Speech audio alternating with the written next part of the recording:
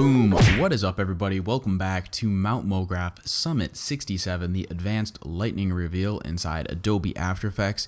Today we're going to be going over a really cool way to make this little video. You see, it's just a junky, low-quality loop I made, but we're going to go over and make something that's a lot more high-quality, going over a whole bunch of really interesting, I would even go so far as to say advanced, little tips and tricks to put in your other projects or animations and also create this effect. So I think it's going to be a lot of fun, and it shouldn't be too long of a video, so let's see if I can keep my words together and my puppy won't bark. So that's the challenge for today. Let me go ahead and create a new composition here. I'm going to go with the classic 1920 by 1080, 10 seconds long, and it looks like I wound up with a nice dark green background. You can switch that to whatever the heck you want. I'm going to stick with this dark green because it kind of looks cool. So let's go ahead and pick a letter or a number or really anything. And in your character window, let's go ahead and switch it over to the, instead of a fill, let's do a stroke just so we can see the outline of it. And I guess I'm going to go with the number 7 because that's a pretty cool number. So I'm going to go ahead and maybe turn my stroke of this up to 3 just so it's a little bit thicker. And that is pretty good. So I'm going to go ahead and just center this up in my composition here. And let's go ahead and rock on into this effect. So I'm going to maybe scale this up just a touch like that. And let's go ahead and duplicate the 7. Unfortunately, I chose a number, so my name is actually going to switch to 8. It's going to count up for me, which is not helpful. So I'm going to call this 7 front, and then I'll duplicate this one more time and call this 7 back. So let's go ahead and take the original layer and just make it not visible. And we'll select our front and back layers, right click and go down to, I guess we have to do one at a time, go down to create shapes from text, and then we're going to grab the back and go create shapes from text. And then we're going to delete the front and back text options. So what we've done is we've made paths out of our text. So I can scale this up now in the normal shape property panel. So let's go ahead and make the back outlines not visible, and we're going to grab both those layers and type in the word path in our search bar so we have easy access to that. And I'm going to set a keyframe on those actually just so I can just tap U on the keyboard to see them real quick. So with our front outline selected, you're going to see we have our path options popping up. If you're not seeing anything, it might be that you have this option off, toggling the mask and path visibility. So just turn that on, make sure that is clicked blue or yellow depending on what After Effects you have. Anyway, let's go ahead and just delete one side of this 7. So I'm going to delete the outside, so this little line here, and depending on what letter you chose, you're going to want to do the same thing. And I'm going to delete these points, and we're going to get a nice triangle, and we don't need to worry about this line. We're not going to see that in our final.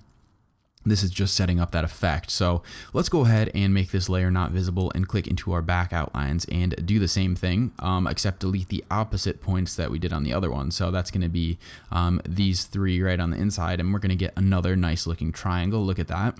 And now when I click both of them, we have 2 wonderfully shaped triangles, but we're going to also have our 7 subtly sitting in there, which is what we want. So this is where the video, I promise, will start to get a little bit cool. We're going to go ahead and create a new solid here. And I'm going to call this layer, I suppose, bolt. It doesn't matter what color it is because we're going to be putting a cool little effect on there. So this effect is oddly enough called Advanced Lightning, thus the name of this video. But we're going to go ahead and use this in a way that can create this really awesome effect. So I'm going to drag this onto the bolt solid object, and you're going to see all of a sudden Thor has entered our After Effects project and he has brought lightning with him. So this effect is super awesome, and it's only recently I went in and actually dug through these effects and settings and found out that there is a ton of stuff you can actually do with this effect that's really cool. So the first thing we're going to want to do here is change our lightning type over down to 2-way strike. And when we do this, we're going to be able to now control our lightning, and we're obviously going to tweak quite a bit more than that. That we don't want like a Sith Lord effect. We kind of want this stylized look for our right-on lightning. But now that we have this switched, we're going to go ahead and do another cool little trick. So what I'm going to do is set a keyframe on my origin and direction and press U on my keyboard just so I have quick access to those properties and delete those keyframes. So I'm also going to delete the keyframes on our back and front outlines. That was just so they would pop up nice and quick in our timeline like that. And what we're going to do is actually grab all the vertices from our path and put them onto our origin. So what's really interesting is you can copy those just by Command C on your keyboard on your path and go up into your origin here and do Command V, and you're going to see that we get some keyframes popped up. So let's go ahead and grab our front outlines now and paste those onto our direction. So I'm going to make both these layers not visible for a second, and we're going to kind of check out what's going on. So now our origin and direction are animating, and they look totally nuts, and it doesn't really look like what we want, but basically we just grabbed the vertice points that we need. Obviously, you could have just used like your position tool and made keyframes for the path, but I think it's kind of cool to access properties like that, especially when you have like curved or intricate letters or logos or something, and you just want the actual vertices and tangent in and out points for all that nerd talk there. So anyway, let's go ahead and figure out what the heck is going on with this keyframes here. So I'm just going to slide one bunch over just so I can kind of focus on one. And as you can see, this one's looking pretty good. It kind of lines up to these vertices. It's got off-centered, but not to worry. And it looks like we're just going to go ahead and delete this last keyframe. Because we really only need the side that goes up from here, here, and over to there. So as you can see, it's not dead on, but it does have the right kind of change with everything. So let's take a look at our other set of keyframes, clicking forward on your timeline, and let's see what this one is doing. So this one is looks like an utter mess, but it actually is the right keyframes. They're just kind of backwards. So I'm going to delete this last keyframe because that's for our wonderful little line right here, and it's still playing backwards. So I'm just going to grab this keyframe and move it over, and grab this keyframe and move it over, and then I have this set of keyframes. So now this is kind of lining up to our 7, which is cool. We have some jitters that we'll fix in a second. But what's nice about this is since it's on a solid layer, we can go ahead and just move our solid layer to line up to the start of our 7 down here. And now when we play it, you're going to see that it kind of lines up with our actual animation. So let's go ahead and try to line this up a touch better here. I'm going to maybe move this up like that. And maybe even change the scale. That's kind of nice that since we have this layer to work with, you can. And now it's looking pretty good. So we have our 7 right on like this. Let's see how that's going. Honestly, we can probably scale this up a touch more, but we don't need to worry about it too much. We'll just try to, you know, get the gist of this for the video. It doesn't need to be perfect. So now I have to scale it up just because it was so close on that one. So much for that last comment. Anyway, so now I have this pretty nice little 7 right on effect. That I'm pretty happy with it. There goes my dog. If he keeps barking, I'll pause the video so you guys don't have to hear it. So sorry about that in advance. Alright, so now that I have these keyframes here, we're going to go ahead and change a couple things in our advanced lightning to get this really awesome effect. So for the time being, let's go ahead and hide our front and back outlines and just focus on this little lightning strike. So as you can see, we have some jitters that start and end. So what we're going to do is actually just crank up our conductivity state here. We're going to go ahead and turn this up a little bit. Let's see. I guess we'll go to something maybe like 35. And let's just see. Now that seems to have gotten rid of our little jitters at the front and end. So we'll let that also stay for the time being. And now let's go ahead into our core settings. And this is going to be that inner little line you see there that's kind of white. And we're going to go ahead and make this kind of fit the style we want a little bit more. So I'm going to turn my opacity up to 100 because I really want to see those lines. And I'm going to pick a color that kind of picks the works with the scene. So I think I had a teal originally, so I'm going to switch that to a teal. It's very subtle in there, but that's all right. And now let's go down into our glow settings and do the same thing. I think this glow radius is pretty big, and this is like the outside little glow. I want this to be nice and thin, like hardly on the outside of our little lines, so just scale that up to whatever looks good to you. I'm going to leave the glow opacity as something around 50% and click into my glow color and also pick this kind of tealy neon color that looks pretty good, and maybe turn down my opacity a little bit as well so we can still make out what's going on. So that looks pretty good. Let's go to the next setting here, alpha obstacle. I forgot what this did. Kind of blinking. I actually don't think this is important. I don't see anything changing, so I have to assume it doesn't do anything. If you know, leave a comment and that would be cool. I'm just going to set it to 2.5 because I don't see anything happening, so what could go wrong? I feel like that's pretty good. And now for turbulence, that is like how much these will jitter as the time goes on. We don't really need to worry about that. For the decay, we're going to go ahead and actually just, I guess we'll set this to 0 and I'll show you why in a second. And we are going to climb down into the expert settings. Sorry about all these settings. I promise it's worth it. We're going to go ahead and click the decay main core option. And this is going to be helpful when we change our decay. It's actually going to decay from the starting points, so the origin and the direction. And let me go ahead and set that back down to 0 for the time being. And now let's go ahead and start messing around with our complexity. So our complexity is like how crazy the lightning will get. And we probably don't want it to be too intense, kind of like that modern style. So 6 was the default. Let's go ahead and set it down to like 5 or 4. And that looks a lot better, actually. It's kind of there. I mean, if we crank it up, it can start to get nuts. If you turn it down to 1, you can actually get these really cool little lines that I was playing around with before this video. But I'm going to keep it at 5. I kind of like how that looks. The fork distance we don't need to worry about. And now one of the little tricks comes into the fractal type. Let me go ahead and just zoom over here. The fractal type is like the kind of lines it is. So linear is like sharp little points. Let's switch it to semi-linear so it does kind of round out and it'll look nice and like clean, the sharp instead of the sharp lines, if that's something you like.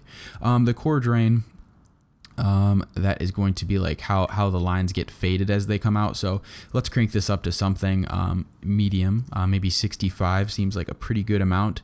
Fork strength, that's going to be as it jitters, like the lines where they jump out to. So once again, let's set that nice in the middle at 50%. And the fork variation, why don't we do also about 50%? So something like that. I promise these settings are not like anything you need to do. I'm just kind of winging them, but you can start to get some cool stuff. So there we go. We start to have this nice little write-on effect. Obviously, we're not seeing any letters, but now in a second, we will see some letters. So let me go ahead and grab this keyframe right here, right-click it, and go down to rove across time, just so we have the same kind of keyframe as the other two, and that looks pretty good. And now we're going to go ahead and add some expressions to our objects to make this our life so much easier. So let's go ahead and hold Option and click our conductivity state. And what we're going to do is write a little expression. We're going to take the time of the project, so the current time at wherever your key index is. So this is going to be 1 second and 4 keyframes, and I'm going to times that by the index of the layer. So that would be 1 in this case. So you're just going to get the time. But when you duplicate this effect, it's going to be a different thing. So you're going to, in a way, have a random seed. So now when I unclick this, you're going to see that we have our little change here. It's nothing too crazy. I'm actually going to put this down a little bit lower. So now it actually is being timed by something. And we're getting a nice little change here. And maybe I can turn this up a little bit more. So there we go. I'm cool with that. That's kind of just like some random seed stuff. And why don't we add another little change to things in our, I guess it would be, let's go ahead to our decay options. Where would that be? Right here. So I'm going to hold Alt and click that. And on this decay option, we're going to also use our index to make a nice like random change. The wiggle is random, but it's kind of nice to just know it's going to be really different. So let's go ahead and type wiggle, which is a default After Effects expression that is really cool. And we're going to take the index, and the index for this is going to be how many times per second that this change is going to happen. So we're going to change this by, I guess, 50%, or 50 points of whatever the option is you're adding this to. So for our decay, we're going to crank that up to 50 3 times a second, and it's going to be random. So I'm going to go ahead and make a semicolon, and there our expression is. And now we have it'll like flash automatically because the decay is automatically getting turned on based on the time of the project. So now all I can do is pretty much duplicate this object drag it over, and we're going to get a totally different kind of lightning based on our using our layer indexes, because one would be 3, another would be 4, and so on and so forth. So that's really cool because when you have this write-on effect, it makes our life so much easier. So let me go ahead and now bring in our 7, because I promise I didn't forget about it, and we want to see what's going on with our 7. So with this one, once again, we're going to use some cool little wiggle expressions to kind of make our life easier. So let's go ahead and grab our opacity, I believe. We're going to turn this down to, I guess, 0. Seems like a good number. We're going to hold Option and click our keyframe, little stopwatch guy, so we can add an expression here. We're going to type in wiggle, and we're going to do, let's go ahead with 30 times per second, because we want some dramatic flashes. And we're going to do something like the change would be 50, because right now we're at 0. So now we're going to have this like flashing text, as you can see, which is pretty cool. So it doesn't line up perfectly with our lightning right now. That was my own fault. So why don't I just go ahead and actually scale this guy up a touch like that, and just line him up. I'll cheat it. And look, it's perfect. So now we have this cool flashing effect with our lightning already. So now what we can do with this is actually grab a glow effect, and I promise it's going to keep getting cooler. I promise. Stick with me on this. I'm going to drop the 7 or the glow onto the 7 effect, and now as it's flashing, we're going to get a bit of a glow. So let's change some of these settings. I'm going to turn my glow threshold down so it'll just be more. It'll grab more stuff. I'll turn my my radius down to maybe 19 and my intensity up, and just leave it like that. It doesn't need to be too crazy. We just want to see like that kind of random flash deal. So there we go. It's looking pretty cool. We have some nice random flashes happening. And now what we're going to do is duplicate our bolt. So I'm going to duplicate this layer, press U on my keyboard to see those keyframes, and we're not going to want them to come on at the same time. So let's go ahead and make some easy ease on these keyframes here. I'm going to just click that, add some quick easing. It doesn't really matter what, just so it has a little bit of speed and it's not like a nice linear start, or a not nice linear start, I should say. So there we go, we have that. And now this is something that you totally can do randomly, because it works to your advantage. Let's go hold ahead and select all the keyframes you want to change. Hold Option and just drag out. This is supposed to work. There we go. So drag one of the last keyframes on the left or right side, and you can hold Option and actually like resize it like this. So now it's like a different time completely from our first one. So that looks pretty cool. I'm actually going to select these keyframes, right click it, and go down to Keyframe Assistant, Time Reverse Keyframes, and now it's going to be coming from the other side, which is kind of cool. So now we're going to go ahead and just duplicate both these layers. We're going to drag them up and drag them over a little bit. Press U on your keyboard, and now we're going to go ahead and, go a little crazy. We can go ahead and change this stuff, hold Option and drag out. Maybe even change these roving keyframes a little bit. Maybe make those easing. This is where we're making lightning, so we can be kind of random. So there we go. We have some nice lightning effects kind of happen.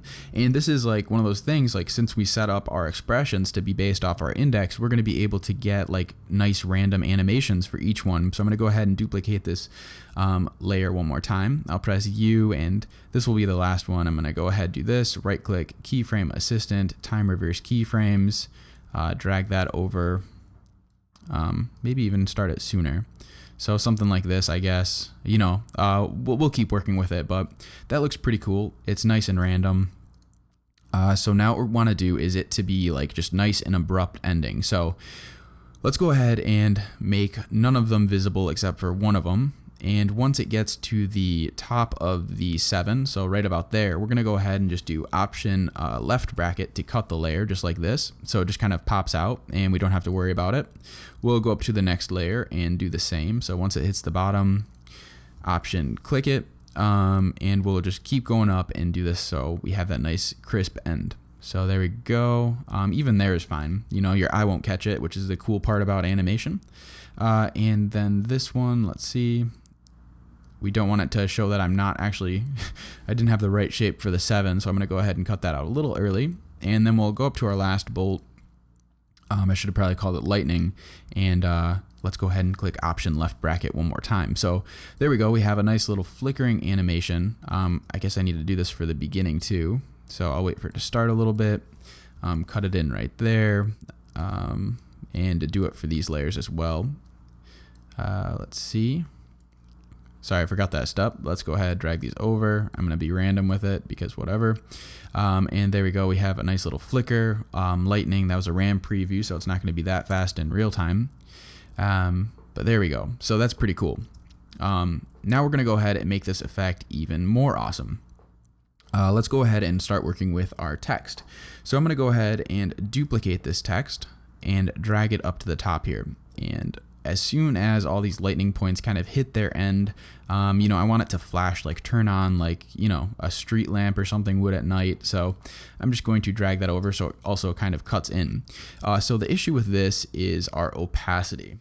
When we look at our opacity expression, we're turning it down from 0. So I don't want it to be like that because, you know, I want this to be the reveal. I actually want to see what the letter is. So let's go ahead and make this a little bit more subtle because that is pretty intense as it sits right now. So I'm going to go ahead and turn this down to 6 by maybe like 10. Once again, kind of random numbers, but I basically still want it to change and flicker, but not nearly as much. So obviously we're still changing from 0.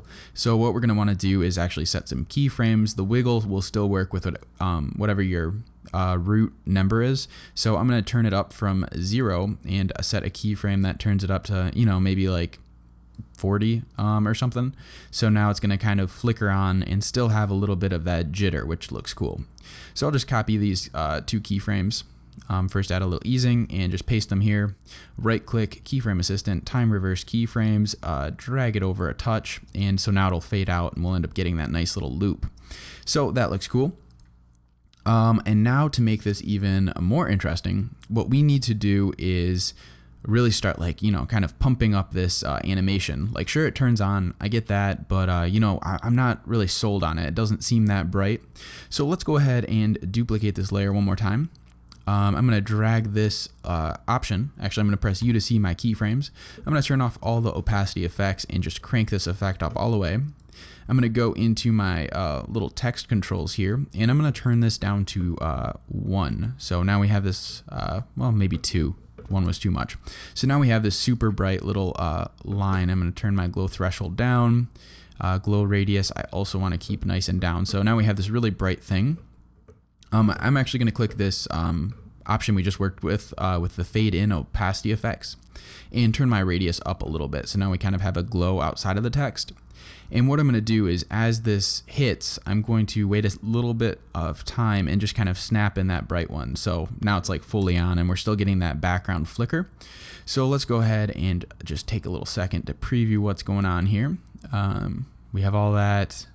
Pretty cool, and it turns on and it still has that background flicker, as you can see, which is cool. So what we're going to do is duplicate this text effect that we just did, and I'm actually going to drag this back in time and make just like the smallest little bit of it. You know, it needs to be no more than like 2 or 3 keyframes, and I just want this to kind of flash on for a second, just like cut in and out real quick. I'm going to duplicate this layer throughout our beginning portion. So, you know, we have that flickering, but we also have like a little spot of a bright flash. So now when I play it, we're going to have our little flashes throughout as this object turns on. So I'm going to preview this one more time. And I think we're actually just about wrapping this animation up, which is cool. So there we go. We have it flash on, and you know, once it's on, I think it would be cool to still have some flashes going and maybe flash as it turns out. So it's kind of a transition back to what we're doing because we want this like perfect loop. So luckily, once again, we're going to use those expressions we wrote in the beginning just by grabbing a couple of those bolt layers and duplicating them and dragging them above our other objects all the way. And actually it probably only need like, you know, 4 of them. I don't know if 5 will be necessary. And I'm just going to grab these, press U on my keyboard to see my keyframes, and drag them over in time. So once again, we're going to do that cool little trick of grabbing your objects here and holding Option and just scaling back those keyframes. So now this is faster on our transition out. And I'm going to right click them, keyframe assistant, time reverse keyframes, just so now it's kind of like a unique one from our previous set. And so now as it flashes out, let's see where we're at with things. I'm going to press U to see to minimize everything. And I want to see my opacity here. So, you know, as it's turning out, they're turning off, excuse me. I want these to actually be a little bit over, something like this. So we have all of our flashes. I can probably cut some of these short. We can kind of do whatever because we just want like fast little flashes to keep the viewer interested. And then let's go ahead and just move our work area over and have our work area start. Let's see when the 7 starts to flash, something like that. So let's go ahead and press U to see our preview, and we'll see how our little loop works. And that should actually be a wrap on the video. So let's see here. We have a little flash on. We are getting a little bit of a mess up right at the end here because our keyframes come in early. So I'm just going to go ahead and cut this. So like as it's actually moving, it'll be in. So I'm going to cut that too. Just like this. Yeah, you just have to look at where your keyframes start because you don't want it to like just be sitting at the bottom like this little dude down here is. So I'm going to cut this one as well. And there we go. It kind of flashes for a second and then we are back. So there we go. That was the Summit 67 Advanced Lightning Reveal. We covered some cool little expressions you can throw on your other effects and properties, as well as the super awesome two-way strike. So I hope you had fun with this video. I hope you thought this effect was cool, and I hope you can use it for your own little stuff. So anyway, this was Matt from Mograph. I'm going to give a little round of applause to my dog for not barking too much throughout this video. And thanks for checking out Mograph. If you had fun with this video, like, subscribe, and give a high five. Peace out. I'll catch you guys later. See ya.